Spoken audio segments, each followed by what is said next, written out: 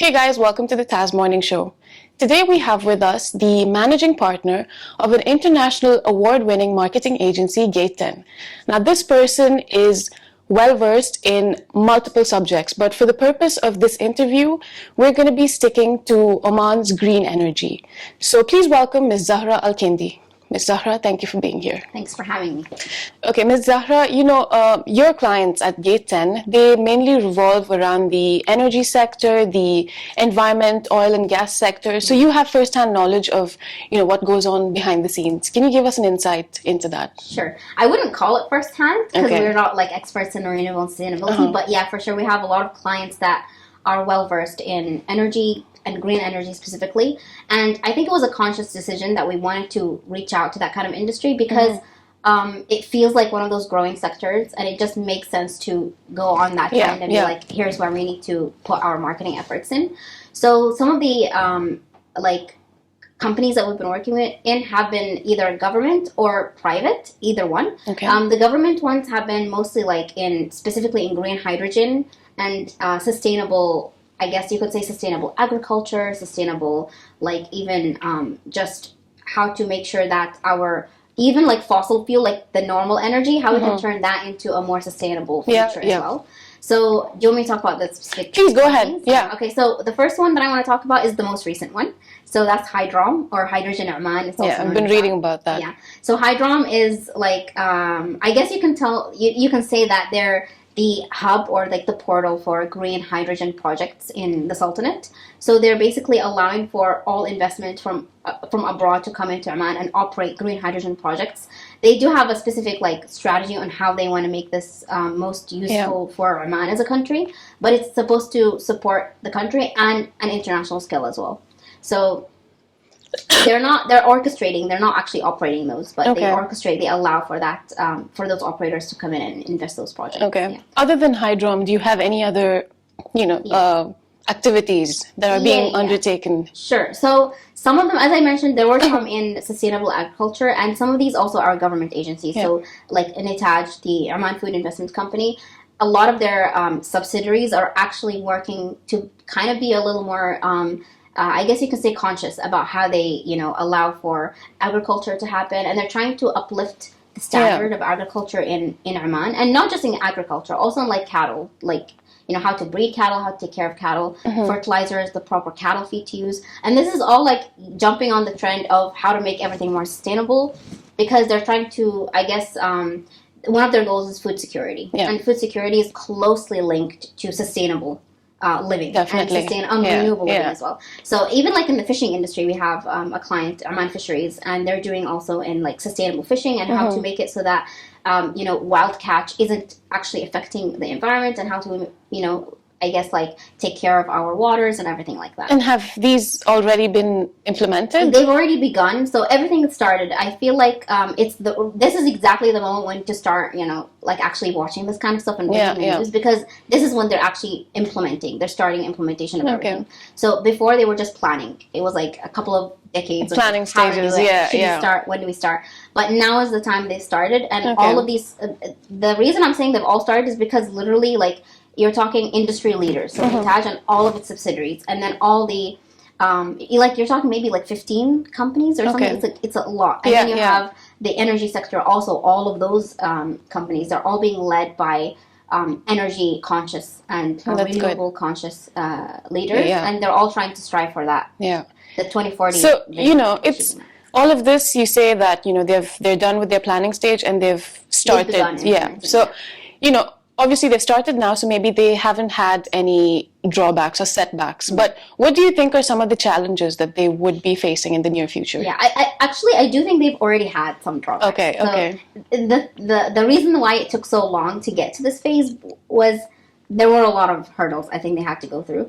And I think it's mostly, I'm not an expert in this, but I think it's probably mostly cultural.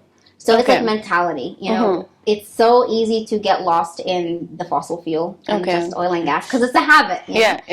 So I think it's just so easy to stick to the good thing. Khalas, we've got all this money coming in from oil and gas. Literally, the entire economy has been built on oil and gas. It's the black curse. So you're so stuck to it. You love it so much. It's so hard to let go of it. So I think it became a habit that the government and also private and individuals, all we're thinking about is like, just keep this money coming in, and then we just keep investing in other things.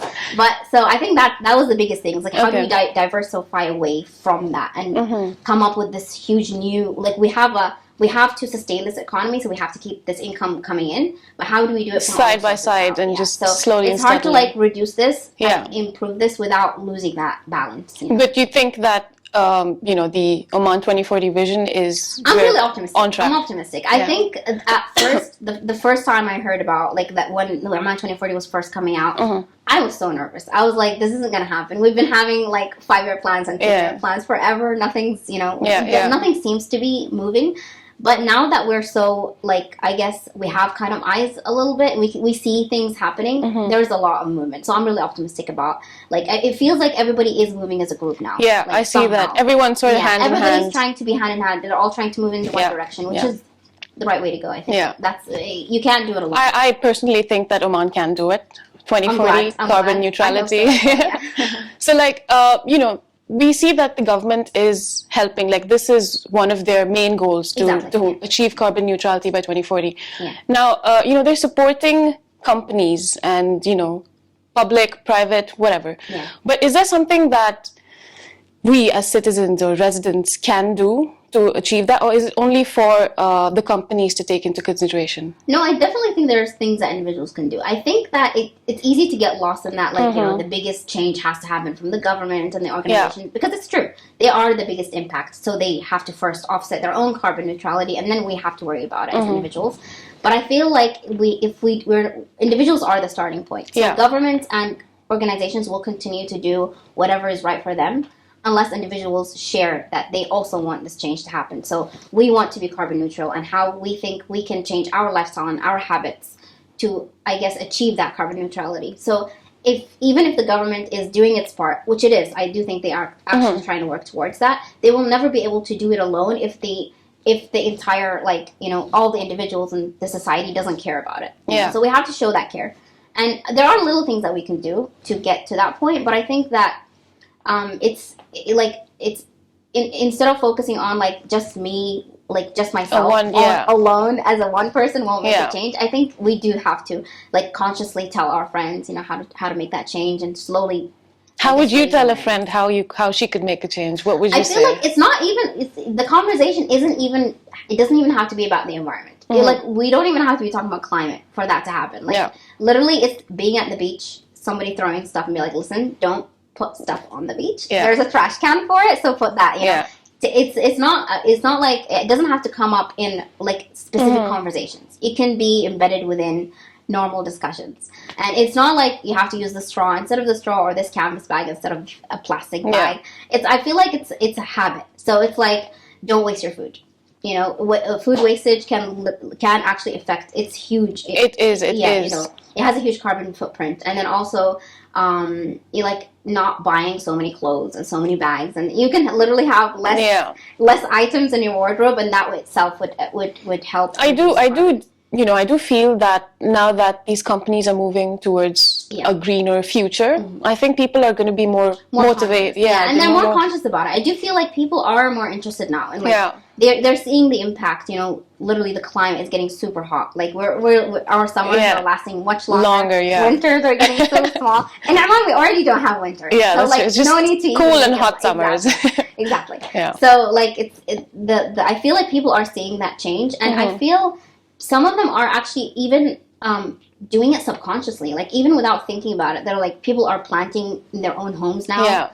They're getting back to like, I could have my own little farm in my backyard. That's been a trend also happening now. I've noticed people also are more interested about like wasting less and reusing things.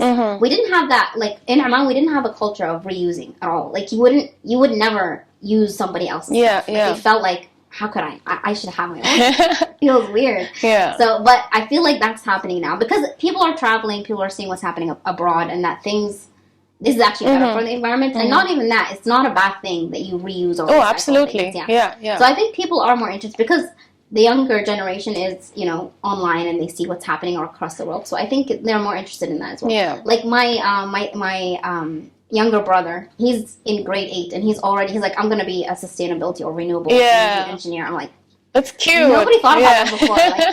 Like, in our generation, it was like doctor, lawyer, engineer, lawyer. Nobody was like, oh, I'm gonna be sustainable or energy. I'm glad it's moving in that direction. So really. I think that's really interesting. There's a positive shift. Yeah. Now, I haven't given this question to you. It's just off. Go ahead. I hope I don't mess it up. Yeah, no, it's okay. If you don't want that to be there, we can always cut it out. So, say it's 2042. Okay, we are in 2042. What would you expect to see? Like, what changes, big or small, would you expect to see in 2042? 2042 sounds like it's a really long time away, but I think it will go in like the blink of an eye. So I don't think there's going to be like huge paradigm shifts in what we're doing, but I do think that our lifestyle will be really different. Like, I mean, 10 years ago, or like let's say 20 years ago, people didn't even have, they weren't using internet properly. We didn't have smartphones. We were using them, I think smartphones are actually really like recent. Really new. Yeah. So in that time, I do think there's going to be a lot of change in technology, and I think it will be for the better. That the trend shows that, like, there is going to be for the better, and literally almost everything you can think of that's currently using like fossil fuels and the normal energy can actually be made with green energy. Yeah, everything can be shifted to green energy, whether that's solar, wind, or whatever. So I think that most of our technology, or at least like a good portion of it, will be mostly trying to either a hybrid of both or just using new technologies. And I think people's lifestyles will be different as well. Like, it'll be more natural to use public transportation, hopefully. We don't have that now, but hopefully it'll be more natural to use public transportation, easier to, get around without having so much carbon everywhere. And I think we will be more interested in other types of sectors instead of just oil and gas and, the normal. Yeah. I'm hoping for cooler summers, longer winters. I mean, if we don't have carbon neutrality, that won't be possible. But I think since this is an international thing, I do think it's possible. Everybody cares about this. I see that Oman is on the right path. On track. I hope so. I really think I'm really positive about it, and I think we can expect a good change. Yeah. Anyway, Zahra, thank you for being here. It was a pleasure talking to you. Thanks for having me. It was my honor. Let me just say that your smile is contagious. You should drop by more often. That's so kind of you, and I think I'm just mirroring your smile. Oh, thank you. Thank you so much for having me. Thank you so much, Zahra. Thank you for watching the TAS Morning Show. Follow the Arabian Stories for the latest updates.